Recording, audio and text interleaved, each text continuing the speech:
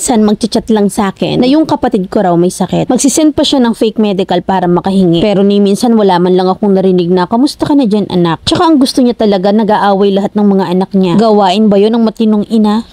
19 years old ako na magkaroon ako ng boyfriend na foreigner. Naayaw ng mama ko sa boyfriend ko kasi hindi niya tumuhututan ng pera. Napilit niya kaming pinaghihiwalay na kesyo kripot daw, walang pera. Alam ko kasi yung mindset ni mama na pera lang talaga yung gusto niya. Na ang gusto niya, perahan ko tong boyfriend ko kasi marami siyang demand sa akin. Magpagawa raw ako ng bahay, bumili ako ng lupa, bumili ka ng ganito, ng ganyan. Na laging ganun ang bukang bibig niya. At nung malaman niya sa probinsya namin na mayroong nagbebentang worth na 2 million na bahay at lupa, sinabi niya sa akin na sabihin ko rin yung sa boyfriend ko at bilhin na raw. Na kasi 2 million lang naman daw at saka para magkaroon na kami ng bahay. Sa totoo lang, hindi naman talaga madamot si Afam. Sadyang may issue kasi ang nanay ko kaya hindi nagbibigay ng pera si Afam sa pamilya ko. Sobrang sinungaling kasi ng nanay ko at siya rin kasi mismo nagtulak sa akin na magtrabaho sa isang bar. At hindi rin siya sigurado kung sino talaga yung totoong papa ko. Na pati mga kapatid ko ginagawan niya ng kwento. Na kapag wala siyang napapala sa mga anak niya, hindi niya makuhang gusto niya, hindi siya binibigyan ng pera, ganyan ang ginagawa niya. Nagagawa siya ng kwento tapos ikukwento niya dun sa isang anak niya. Tapos sasabihin niya pa dun sa isa pa niyang anak. Ang ending ay nag-aaway-aaway yung mga kapatid ko. Ganun ka-toxic ang mama ko. Sobrang dami niyang kasalanan sa amin. Ayaw niya rin na pupuntahin dito sa akin ng mga kapatid ko. Na kesyo hindi naman daw talaga totoong mga kapatid ko yung mga kapatid kong yon. Magkakapatid lang naman daw kami sa nanay. Like what the F? Na ang gusto niya talaga nag-aaway kami magkakapatid. Gawain ba yun ng matinong ina? Minsan pa magchat yan sa akin na yung kapatid ko raw may sakit. Tapos magsisend pa yan ng mga fake medical na para lang talaga makahingi siya ng pera sa akin. Pag binigyan ko, wala man lang akong marinig na thank you or konting appreciate man lang. Na wala man lang akong narinig na kamusta ka na dyan anak? At isa pa sa pinakamasakit ay nung September lang ay pumunta kami ng Thailand ng boyfriend ko. Nagalit yung nanay ko kasi bakit daw ako pumunta doon. At pinapili niya ako kung sino ba talagang mas importante sa akin. Yung pamilya ko raw ba o yung boyfriend ko. Sobrang stress ako that time at hindi ko na siya sinagot at hinayaan ko na lang. Ayokong makipag-away sa kanya kasi iniisip ko pa rin na baka may masabi akong hindi maganda at masaktan ko lang siya. Kaya ngayon hindi na ako nagbibigay ng pera sa kanya at hindi ko na rin siya masyadong kinakausap. Na kasi nai-stress na talaga ako sa kanya ng sobra. Dumadating pa sa point na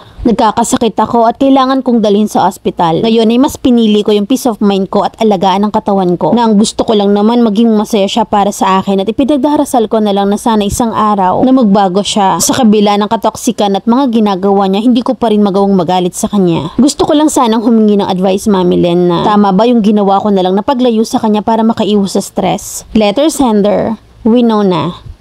Ang problema ng nanay mo ay pera. Kaya damay-damay kayo sa stress niya. Ba't di mo nalang pag-downloadin ng app at humanap ng Afam na gagatasan niya? Total naman assorted na kayong magkakapatid, susanay na sa buhay. Na para hindi kayo piniperwisyo, ihanap niyo ng Afam online. Baka dun magtitino na sa buhay. At mananahimik yan sigurado. Na kung totoong ganyan ang nanay mo ha, malamang sa malamang nahanapin mo talaga yung peace of mind mo. Mauutas ka ng maaga dyan at hindi mo masusulit yung Afam mo. Be wise in every decision in life. Huwag gagayahin ng nanay mo na assorted ng anak at ginawang puhunan ng anak makaraos lang sa buhay. Na hindi man lang nakapili ng matinong lalaki ang ina mo eh. Tsaka parang sanay na sanay manghutot. Biruin mo, nilalang lang yung 2 million. Hanep na hanep. Kala mo basta lang kakamutin eh. Okay lang yan na mag-cut tie sa mga toxic people kahit nanay mo pa yan.